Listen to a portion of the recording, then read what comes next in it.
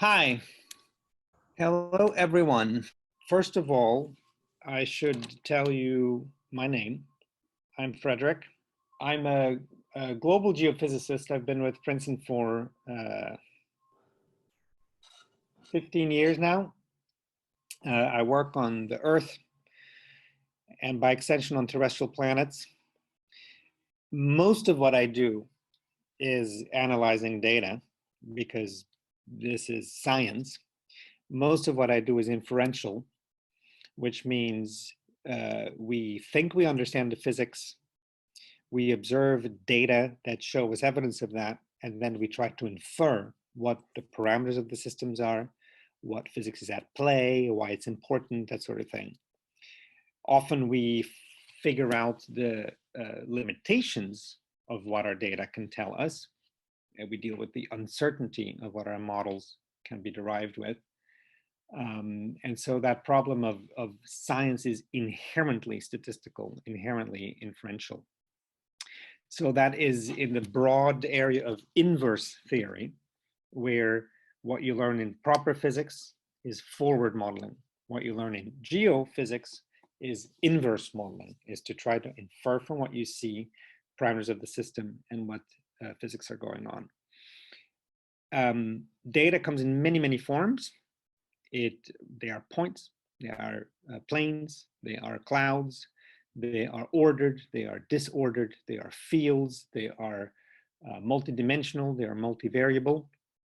In particular, when they are time-ordered sequences, that falls into the broad domain of time series analysis. And so that's sort of roughly the third part of the course where we're going to deal with the particular inverse inferential and statistical analysis problem of figuring out from observations what sort of periodicities are at play, what sort of cycles are at play, what sort of trends are going on when, in other words, we are looking at this temporal and spatial ordering of these data.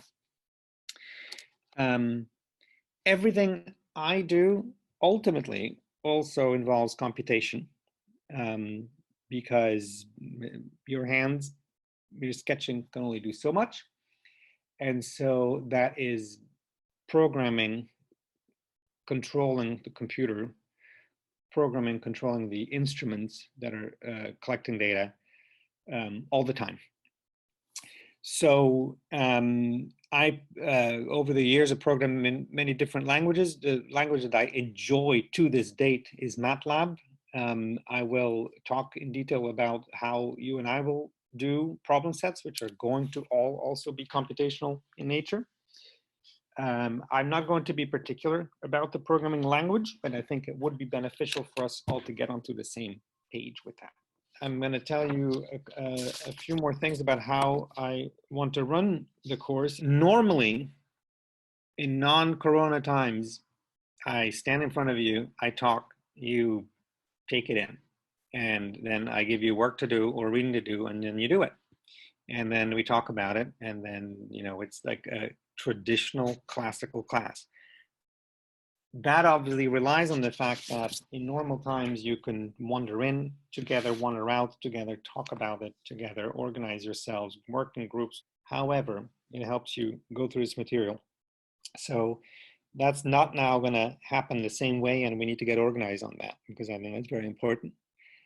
The second thing I normally say is I normally talk about theory for 1 or 2 lectures, and then we do something practical all together related to a homework. So I might teach 1 or 2 Blackboard lectures and then assign a first homework, and then we would take a joint look at it in class. At which point I probably begin with an introduction to, you know, what we are going to do and how we're going to do, take some questions, set up the thing, because it's going to have to be, it will be computational. And then I normally break you up in groups, which I'm assuming I'm going to be able to do here on Zoom also, to assign you to working groups to confer with colleagues and to, you know, learn more from each other. And so that's the sort of half and half nature of this course, where It's not theory and then a lab. It's the theory and the lab part of it which go hand in hand, because I want you to know how to approach a problem, understand it theoretically, but also from the needs of the data themselves. And so we will be working with that. The people ask me, what is the syllabus? And I say, this is the syllabus. I'm giving you the syllabus. So you signed up for a course because of this blurb, which you want to know things about. There are a great number of e-reserves on Blackboard. And I normally handed people a huge binder of things, and then I pointed to specific things. I'm going to need to do this slightly differently. Also, because that material is sourced from a variety of sources, it lacked a bit of cohesion. And this year, for the first year, I decided that we should use one book, and that is this book, Geophysical Data Analysis, Discrete Inverse Theory, which Bill Menke wrote and bothered to make a Matlab edition of, which means that's helpful for our implementation, but not, is obviously not the only computer language. I do recommend that you read this book. It's not going to be 100% what we cover, but it's going to be useful. You are all adults and you all have to learn how to, learn from a variety of sources, including from books that are mostly about the material that you want to know, but also contain material that you do not care for and that you might want to skip at the first reading, then return to. If you are going to buy one of them, buy this one. I noticed that it's $64 if you buy it online through Blackboard, whatever the linkage is, that's Labyrinth Bookstore. I'm pretty sure you can find a legal online copy of it, a PDF of it, an ebook version.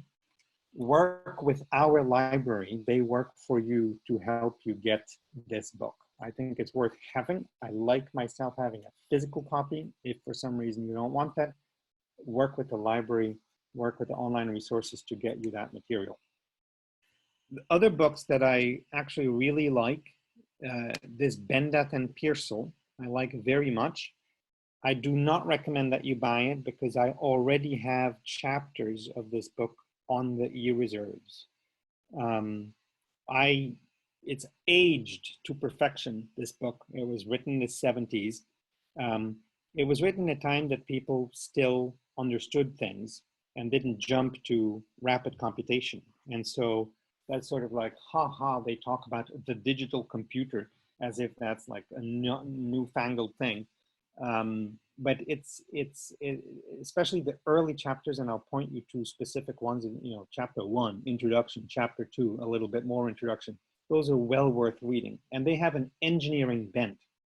So I think Bendat and Pearsall will appeal to people with an electrical engineering bent. So Menke is Geophysical Data Analysis in Discrete Theory. I think you will have most benefit from this book, followed by the Bendat and Pearsall, which I'll write on, has that bit of an engineering focus.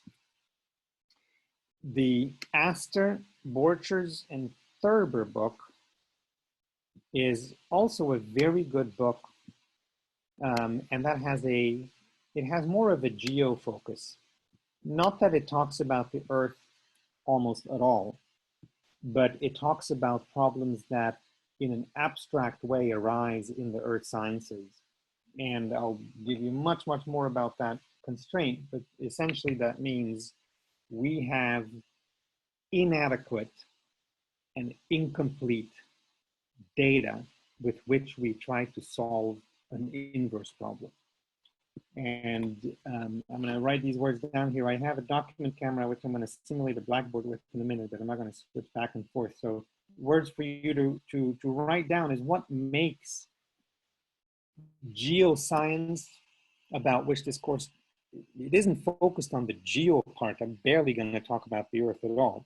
but something that makes it worth solving as an inverse problem, which we encounter in geophysics, but also in heliophysics and in planetary science and in all sorts of environmental science, is that our data are often inadequate, incomplete, noisy, okay? And I will define these things in more detail. For now, noisy means they're not truthful representations of the underlying things, but we have to see through that noise to get to the signal. Incomplete means we don't have enough, okay? Inadequate means it may not be the right data, or we may not be asking the right problem, the right question of the data. And I'll give you more examples of that. That sort of realization of inadequacy, incompleteness, and noisiness is vital. This makes it different from mathematics, where you write something down and you solve it. It makes it very different from experimental physics in the sense where you might completely control your data because you will conduct an experiment. It makes it different from engineering if you're doing the forward form. But what unites all of it is that it's very, very common for the inverse part of where you're trying to figure out what the data are telling you. You don't know yet if your data are good enough. You don't know if you have enough data, and you don't even know if your data are noisy before you have looked. So that aspect of it is actually very well covered, I think, in the Astor, Borchers, and Thurber book, where their examples are more earth science-y, but they're also delving into plenty of the mathematics and the statistics. The Gubbins book, which is here, is a special book by a special person, actually. It's a very well-written, short book.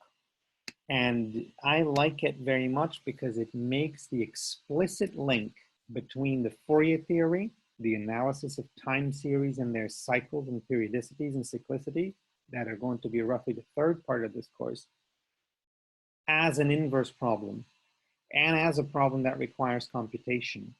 And it's a short book, and it's good. I'll just write on here that this is a good book. And then I stuck in an actual applied mathematics book. So this course is not mathematics. Obviously, it uses mathematics. Gilbert Strang, however, if you haven't heard of him, he's now 90 years old, I guess, but he's an amazing teacher and an amazing writer of textbooks. His most famous book is Linear Algebra and Its Applications, probably in the 6th edition now. Some of you probably are using it in your undergraduate classes.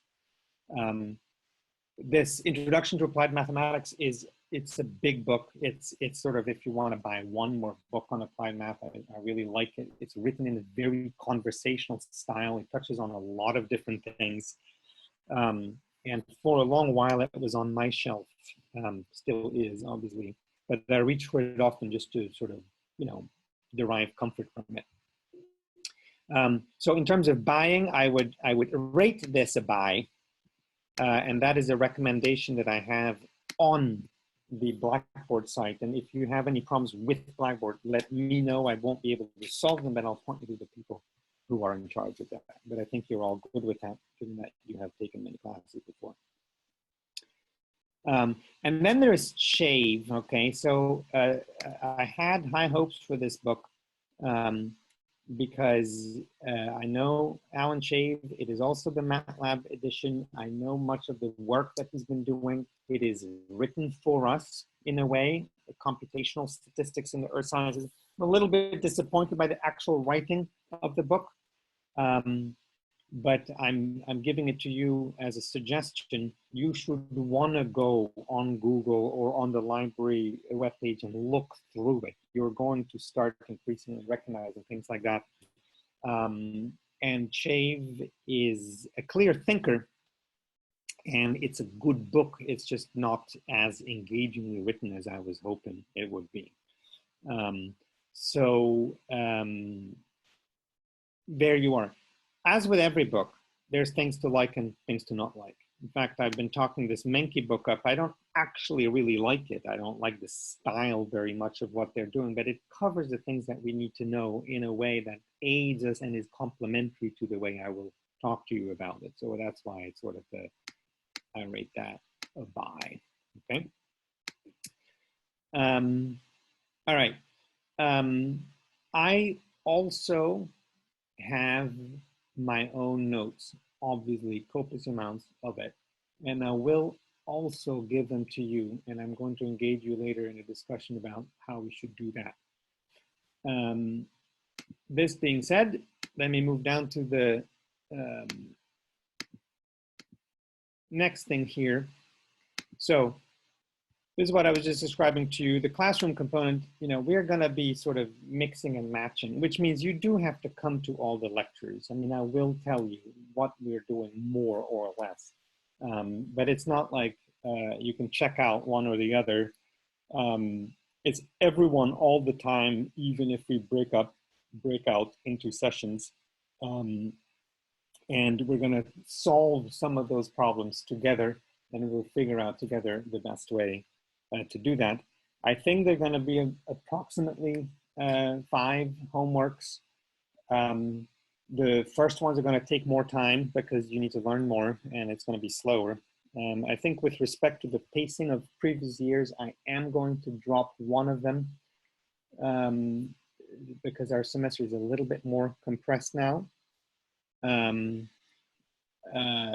way to hand in is going to be between you and the TA, but it's all digital. You'll submit it to Blackboard, you'll name it with your, put it all in one file and submit it the way you submit it.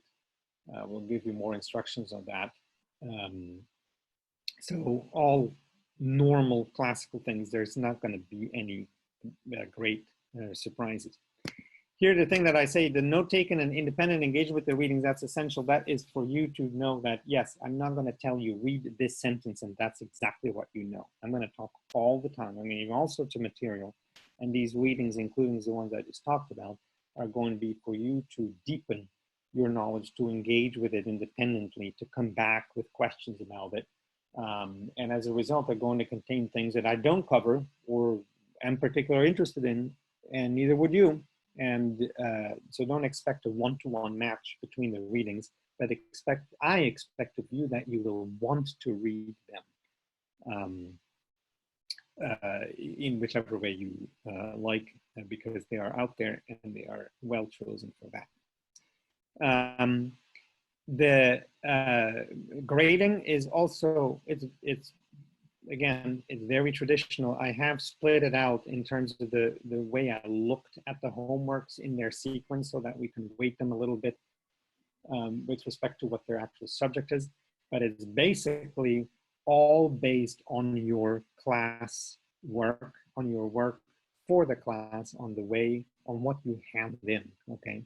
There is no exam at the end because no amount of sophistication exists where you can be asked questions that would pertain to this course, and then somehow in 3 hours you'd be able to answer them. That it just doesn't work.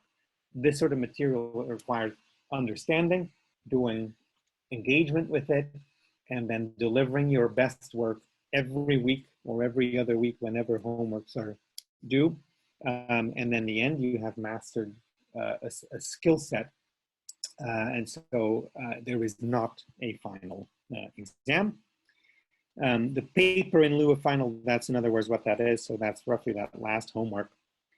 And that's pretty much it.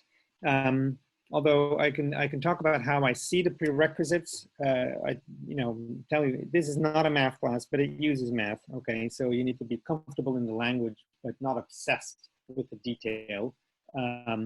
Yes, linear algebra. Yes, multivariable calculus. Now, we are not solving theorems of vector calculus. but we are thinking in the languages of vectors and matrices, and we are integrating and differentiating, but not ever for the sake of it, only for the understanding of it. So if you haven't taken it, go do it now. Same with statistics. I write this down. People say, you know, I will review statistical concepts, including, you know, the next lecture. If you have taken early statistics, sometimes it hurts more than it helps. So don't feel bad if you haven't. Just embrace it. It's going to come your way, and we'll be using it. And then lastly, the Matlab course component. So we are going to do things in Matlab. You may not love it. You may not only ever do it. You may have other things, but we're all going to do it, which means all of you do need that license. You do not need the latest license. One of the bad things about Matlab is that things get better over time. And then if you're, you know, an old hand, then you need to keep retroactively changing things. So we are not going to use anything that is not basically the programming aspect of it. And to that point, it might as well be 1999, okay? We're going to teach you basics of analysis, thinking about things, and I'm going to steer you away from the high level functions because I want you to understand them more at an algorithmic level. If you install it, I wouldn't begin by installing all of the toolboxes, but you should probably at least click the statistics and machine learning toolbox. And any other toolboxes that you may want later, you can add later, so you don't bloat your initial installation. Okay. Are there any questions now? At this point, I want you to tell me what good teaching things you have experienced in the last Zoom sessions of the spring, so that I don't make stupid mistakes and that I can learn from what you've experienced as best practices. What did you think in your classes last spring that worked well that you should just tell me right now that I need to do that help? I guess one thing is if the whole lecture is on like screen sharing your PowerPoint slides, it's really easy for someone to lose focus just staring at their computer screen. I don't do that. So I will, I do not have any PowerPoint. Okay. Anyway, so just, I guess, seeing people's faces as a student helps. That's, yeah, anyway, my point is invalid. Well, no, so that's a good point, right? So I've always taught 100% on the actual blackboard, because if I write it down at the speed that I write it down, I actually think about the material. If I put this onto PowerPoints, I would fall asleep doing it. I'm not sure if I should be rewriting everything with my document camera here, pretending I'm writing on the blackboard, and then somehow split share it. That's one option. Or if I should give you photos of blackboards and pretend they're there, I think that's maybe not that good, because then it's all there at the same point. I'm really sort of interested in asking or knowing if you want to prepare before the lecture, or if you want to digest after the lecture. I think if things were written out in real time, if you can use like a camera or an iPad, like on some sort of whiteboard or chalkboard, that's best, because like you said, then you can write it in real time, and we're having that like lag to process it too, rather than it all being there. Yes, and so I find that very important. And normally, and I think this is so the next thing is, then it's going to be on camera and it's going to be the record.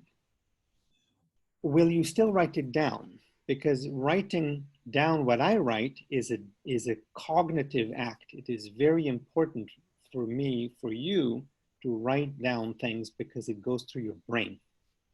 If you're relying on the recording, it's just not, it bypasses your brain. So if I write it on my white piece of paper with the document camera that I do have, will you copy it down and then we'll engage that way? Is that? Yeah, definitely. Okay. That will be forever my greatest teaching innovation, which is to do 19th century writing, okay? So don't complain after the fact then that you have to write things down. It is a very, very cognitive act to write down. But that also means that I will be very careful, because normally when I have blackboards, I have like 6 of them and I can do the layout and I can keep things, and then I ask you to organize your notes and your writings in a way that reflects that. The big lines typically were on the left and the little details on the right, and then the main story was on the middle, and we're gonna have to find a way to do that. I typically work in many colors. Well, I do have 3 color pens. I think I could probably work with that. So give me feedback on how that's going, right? I'm gonna go try that.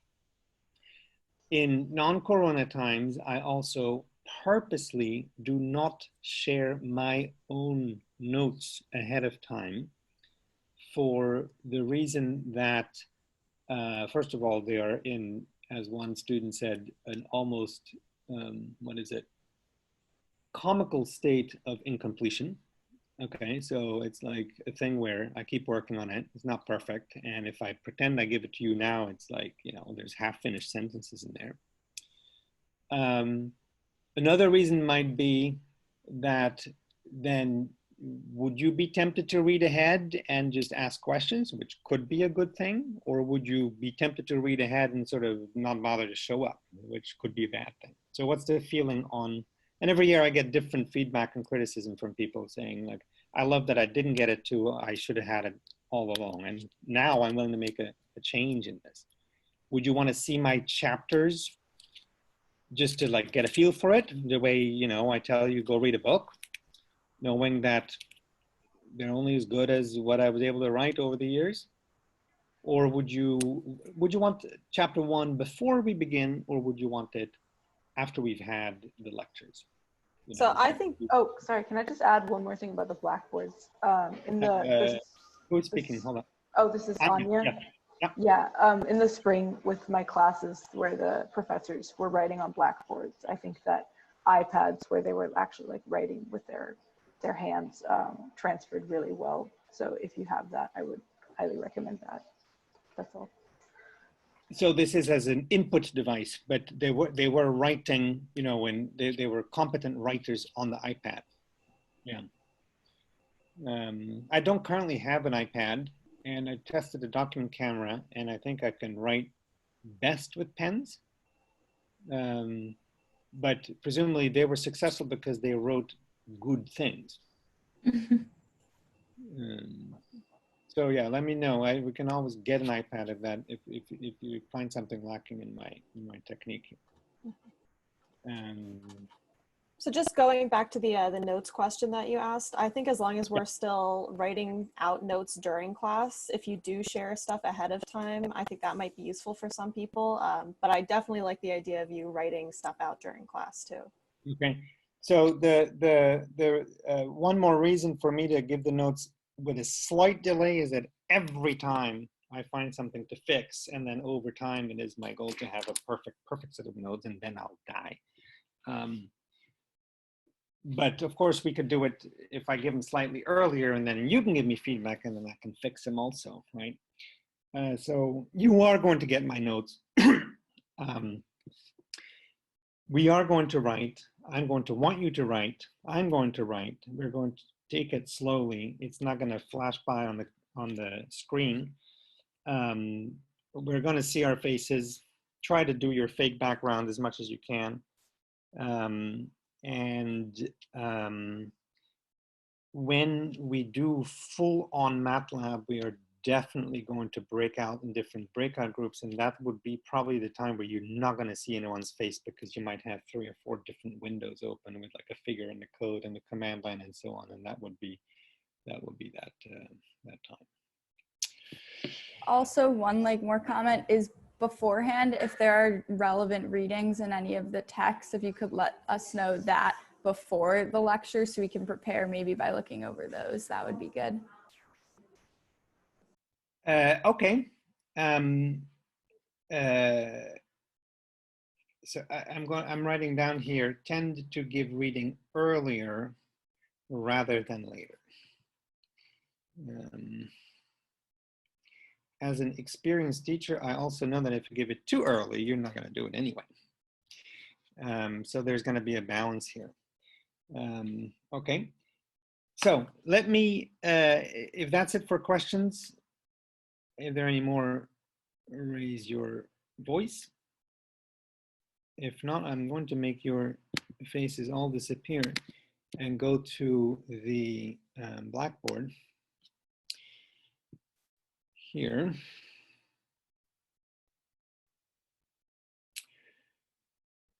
So I don't particularly like Blackboard. I don't know what your feelings are, but it's here.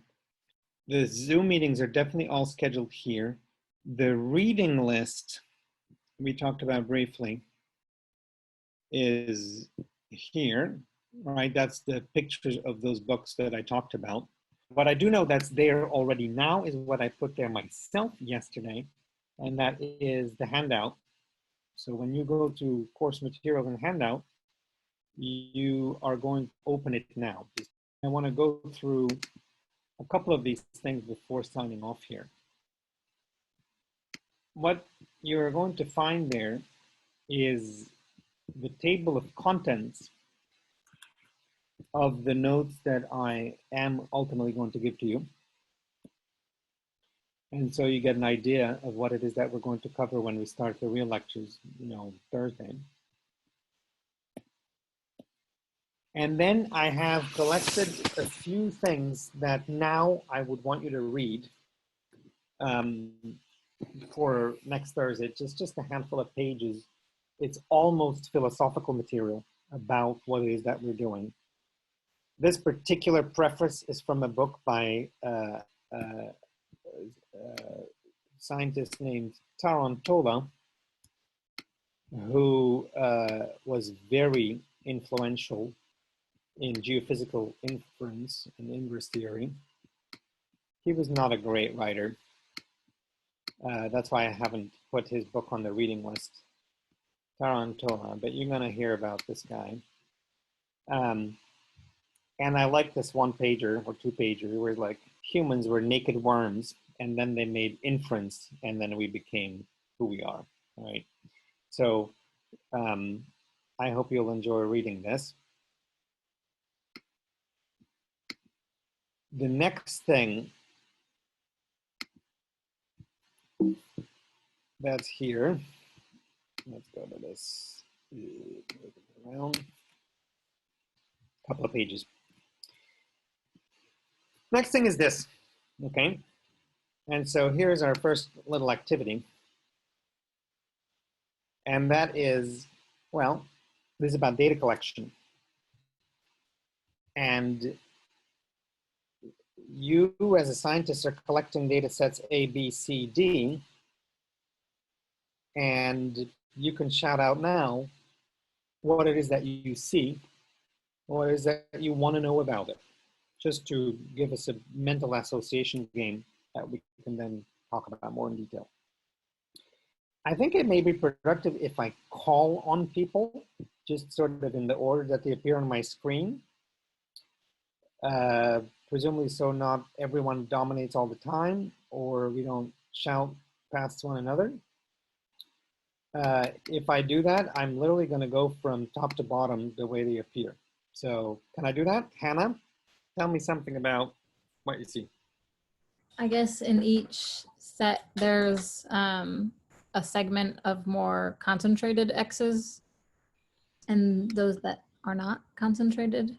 Okay. So you are remarking on a measure that I'm going to call spread, okay, or concentration, right? Mm-hmm. Which I'm going to use the technical term for scale.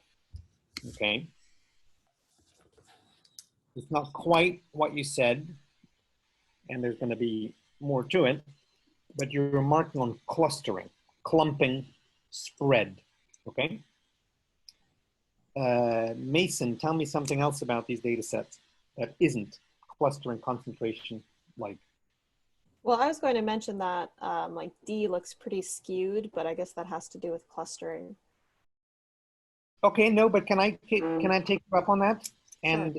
And say, you know, when you say skewed, you have a notion of symmetry, you have a notion of what ought to look right, and I'm going to call that, you have an intrinsic notion of shape, okay? When you say something skewed, is because it's bent out of shape towards one end or the other, and so it could be unconcentrated and in a certain shape, and it could be concentrated in a certain shape, and so that's certainly a thing to remark on. So what aspect of these four data sets, if you're describing this data set to your next door neighbor, and you say, I've seen 4 data sets, some of them were more concentrated than others, some of them were different shape than others in their distribution, what trend do you see? Let me move down to Dimitra. I would like to know what the axis labels are. Surely, right? So right now I told you it's just A, B, C, D is like a bag of data, a bag of numbers, and these are the numbers. If you want to imagine that this is the temperature of the bath water or the length of the grass, you know, that would be an x-axis for you. It doesn't have to be a unit having data. It could be an order, could be a category, could be anything. That's why I didn't put an axis on. But if in general I tell you something about the scale of data and about the shape in which they are collected, let me add the third word to it myself here, the location, okay? Do we agree that in order to describe 4 bags of data, never mind what they are, we got to tell people, you know, it's about this much. And there's about that center clustering around that this much. We tell people where it is and how concentrated around it is. And then if we want to have additional things, we can tell people, you know, what the shape is. So 3 parameters are definitely a minimal list of describing things and their distributions. And so we're going to talk about these things. I'm going to save that and move on to my next slide. So with any bag of data that anyone gives you, whatever it is, you're going to want to begin by a description of where it is, how much there is of it, and what sort of the general looks of it are. Page 2. This is the weather forecast for Princeton. Please tell me something about this graph that stands out that you want to take away. John. Well, one, I don't think that they can really predict with, I don't feel like counting the number of significant figures on the feels like 9.8999, many nines. So 9.8999999, this is a mistake on so many levels, right? One cannot know things like that. One should control one's computer better than to report things like that. What is the word associated with this many digits of stuff coming at you? Precision. Right? So we're going to have the words precision come at us. I'm going to do better with my writing when I go into that sheet in the document camera. And if I say precision, what's the next word? If I say A, you do say B, and if I say precision, what do you say? Accuracy, right? So let it be vague now, often used vaguely by people, often used wrongly by people. We are going to get to the proper definition of that. It makes no sense for us to ask about the temperature down to 15 digits of precision, but let that be so. It's independently relevant and a whole other thing, whether it's right, and that is going to be the notion of accuracy that we're going to talk about. Now let me ask you something about this here. Again, I'm not giving you any axes, I'm just giving you some data. What is fundamentally different in this set of data, which after all are just numbers against numbers, that is different from the first slide, which was just a bag of numbers? Isabel, what's very different in this graph here from the one that you've seen, which clearly requires another piece of description? There's one like concentrated value, and there's also two different axes. Yes. So you are starting to go to the notion of an independent and a dependent variable, and you're starting to get to the notion of something's happening. And I want one more thing. It's continuous. Like there seems to be some sort of noise. It's not just data points. Okay, yeah, I'm going to want those words also. So we're going to have the notion of noise. Again, I'm writing the words that we're going to give precise definitions but that you're seeing, you're going to be needing, right? There is noise, there's signal, there's the notion of something happening, all of which, though, depends on a notion of that there is an order also that's important, right? If I tell you that these must be, that event here